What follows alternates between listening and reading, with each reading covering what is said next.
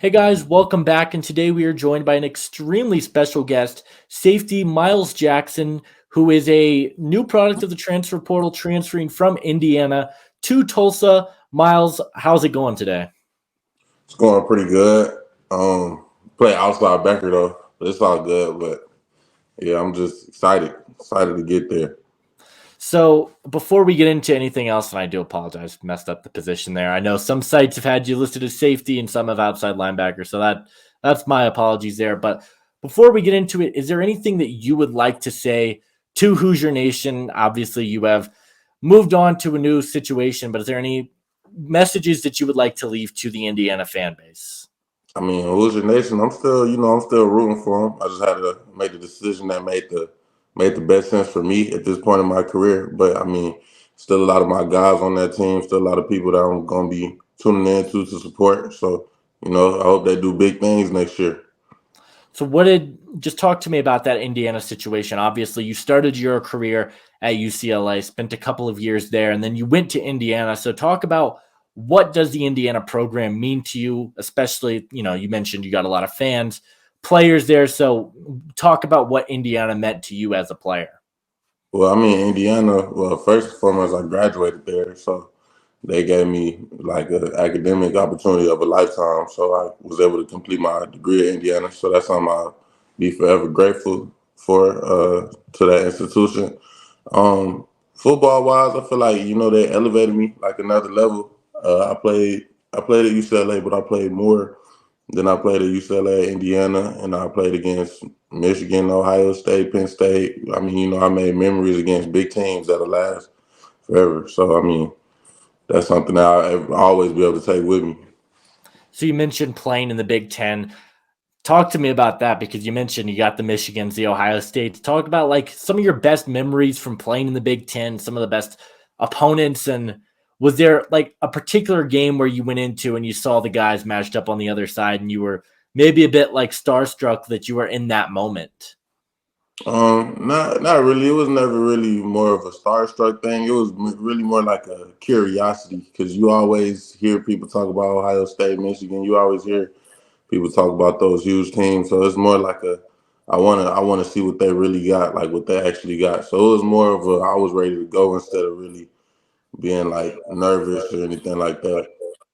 Yeah, and you guys were right in it with that Ohio State game and one of the more entertaining games of the season, a very fun one there. But obviously, we talked about it. You entered the transfer portal, leaving Indiana. You have decided to move on to Tulsa. So, take me through the process. What was it? Obviously, Indiana decided to make a coaching change at the end of the season as well. But what was it that kind of pushed you in the direction that made you feel like, well, maybe Indiana is not where I want to spend my last year? Well, it was just with the coaching staff and changing and everything. I only have one more year eligibility left, and my goal is to make it to the next level. So I felt like it was an opportunity to really reevaluate everything and reevaluate my situation and say like, what can I do to make sure I get the best shot at the next level next year? And the one thing I haven't done is I've always been like a package or a rotational player. I've been productive when I've been on the field, but I don't have like a solid year where I was able to showcase every ability. Like I have some years where they got me in some spots pass rushing, and some where I'm just like more defending the run. So I wanted a year where I could go really showcase everything and put that all together. And so obviously you decided that entering the transfer portal was going to be the best, make the most sense for you. And when you entered it, obviously, what were you kind of looking for in that next program that you were going to be attending? In the next program, I was looking for a defense that would allow me to play freely first and foremost. One that allowed me to play an attack style of defense that just really cut me loose and let me show all my talents. And that's really what it was. I know a lot of guys are caught up in like financial and everything like that, but for me, it's really more about achieving my dreams. Like money gonna come, but as long as I only got one shot to really make this work. So Yeah, and that was another question. You kind of brought it up there. A big conversation over the last month or so around college football has been, is the transfer portal good for the sport? Because you've got a lot of players that are entering the portal, some like yourself looking for more playing time, more opportunity there. But as you mentioned, there are a lot of players looking for more financial opportunities. So just talk to me about what you like about the transfer portal. And is there anything you think college football could do to maybe enhance it or make it more favorable for fans or players alike? I mean, I feel like it's a good thing for college football. I know like money and everything's involved, but if we be honest, I mean, that's just something that you can't take it out once it's introduced, and even football aside, it's teammates that I know that got hard situations back home that really need that money. So a lot of times it's not even about just going and grabbing as much money as you can, because a lot of these athletes got a lot of pressure on them, a lot more pressure on them than people think. So I feel like just having the option to go out there and get that is good. I mean, it is tough for like high school players and stuff like that, because now coaches are like starting to go to the portal and use it as free agency or treat it like free agency instead of prioritizing high school guys. But I feel like it's still equal opportunity for everybody, even though it's still harder. It makes it more competitive across the board, which is like, honestly, it's a good thing. It's a good thing for college football. You there, you at your school, you have a good year, you still know like, okay, they're gonna bring in some dogs and I gotta up my game. You can't really slack. And if you're a high school kid, you gotta work that much harder. I mean, it's a completely different ball game. And I'm in the same boat as you. I am pro transfer portal as well. And I mean, we saw it this year. This was one of the most competitive years of college football that I can recall. I mean, Florida State didn't even make the playoff as an undefeated team because there was just so much talent across the board. Is there anything that you think that the NCAA could add to the transfer portal process, maybe to make it a little bit more favorable for fans? Like I said, because you have situations where guys are, they'll spend their freshman year at a program, transfer the next year, and then they'll transfer again. And there's just a lot of movement. And it does feel like a lot of like kind of what we see in pro sports. So do you think that the NCAA or programs themselves could administer contracts and different things? Like, what do you think could be a good course of action to kind of prevent stuff like this from continuing to happen? Or do you think it's perfect the way it is? I mean, it's kind of a hard question to talk about because you got to look at both sides. It is a lot of movement as far as like the athletes. An athlete could say he's going to one school 1 year and then do something else to complete next year, but coaches do it all the time as well. So I feel like if you're going to bind a player to a contract, like what if the player signs a contract to a university and he gets there and the whole staff leaves? Like it just opens up a whole nother door of different issues and problems that I feel like people smarter than me got to work out. But I feel like as far as where college football is headed, I feel like it's only going to get more competitive and more rewarding. I feel like as like people just get used to it, I feel like it's still being introduced. It's still something new, and with anything new, it's going to have a little bit of pushback. So I feel like as people kind of get used to it and understand that it's evolving, I feel like that people will really come to accept it more. Yeah, and I'm in the same boat as you. I mean, we've only really gotten this transfer portal for the last 3 years. The last question, kind of along these lines, I wanted to ask, talking about, we've seen a lot of conference realignment over the last few years, especially you should know all too well, coming from the Big Ten, a school that's or a conference that's adding 4 new powerhouses to their conference. Do you like the conference realignment? Do you think that, I know that we saw Chip Kelly talk about there should be like a major power conference for college football. So kind of where do you stand on that? And what do you think could be a nice course of action to kind of keep some of these rivalries intact, but also so it can be more competitive across the board? Honestly, that's another tough one because I feel like you said, with the transfer portal and everything, and so much movement. I feel like it's so many teams that are getting like so competitive. Like it's not just you don't got just four teams that's gonna win it every year. Now you got people that's really like, okay, they got dogs too. They got dogs too, and they can match up with anybody in the country. So I feel like I don't know. I feel like what they're doing with the college football playoffs is correct. Like Yeah. I'm really excited to see that. But as far as like the conferences, and I'm not sure because I know well, when I was playing on the West Coast, like the scheduling was brutal by itself, like going far and then playing them night games and then coming back and stuff like that. So I'm not sure. I just feel like Coach Kelly, he said something interesting about like how he feels that conference alignment and stuff like that should be different for football than any other sport because it is just different. It's being professionalized now. So I feel like people got to act accordingly and make the right decisions, and the people in charge got to see it and get in front of it before things start to spiral. Yeah, I definitely agree. And I think that is a very interesting idea that we saw Chip Kelly bring up. And I would be curious to see if the NCAA leaders do decide to do something about it. But obviously, we talked about the landscape of college football as a whole, but let's get back to talking about you individually in the transfer portal. What teams made offers and who did it really come down to between Tulsa and School X? Who were kind of some of those other schools that were in the running for you? So it was Indiana initially, like the coaching staff change happened and everything like that, and I was just set on exploring my options. The new coaching staff came in, and we had our conversations and things like that, and they wanted me back. And like I still got a lot of love for Indiana, but I just felt like it wasn't the right move in the next step in my career. Georgia Tech was involved as well. Memphis, Troy, Tulane got involved kind of late down the stretch. It was a lot of schools reaching out. A lot of staff following me, a lot of different interests. But I mean, I've been in the portal before. This time around, I really wasn't looking for the glitz and glamour and the I really needed something that fit me. So I was really just open towards anyone. I wasn't turning anyone down, and I was really examining every option. It didn't care whether it was, I don't care whether it was Power Five or Group of Five or what have you. So, So you talked about Indiana kind of made a push, and I am curious. Obviously, the new coaching staff, a lot of them coming from James Madison, who had a really, really great defensive season in particular. I know they were leading the FBS in sacks for quite a while. I don't remember if they finished up there, but did that entice you at all? Kind of seeing the way that the Dukes ran their defense last year, did that really interest you, or was it just like that's just not the right defensive fit for me?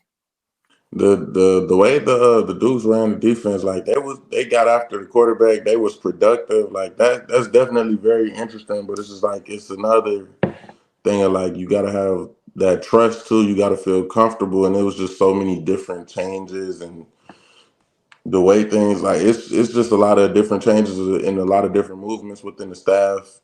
So I felt like it was just time for me to just go a completely different direction.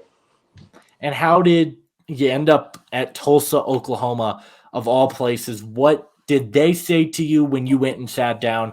What kind of impression did they have, and what did they do to win you over? I guess because you mentioned some pretty big schools, Georgia Tech and Memphis and Tulane, who have all been pretty good the last few years. So how was Tulsa the right spot for you?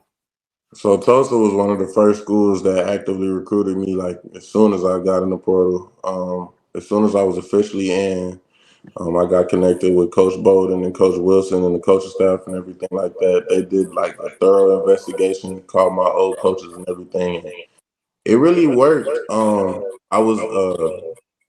I told them like they asked me, they said, "Do we have a star? Are you really genuinely interested in us?" And I said, "Yes." I'm not one to really bluff or play around with people's time. I'm genuinely interested. So I took a visit down there and I liked everything I saw. Like I loved the way they ran the defense and the situation that they have is exactly what I need. They put two first rounders in the draft in the last 4 years, and they get somebody drafted every year.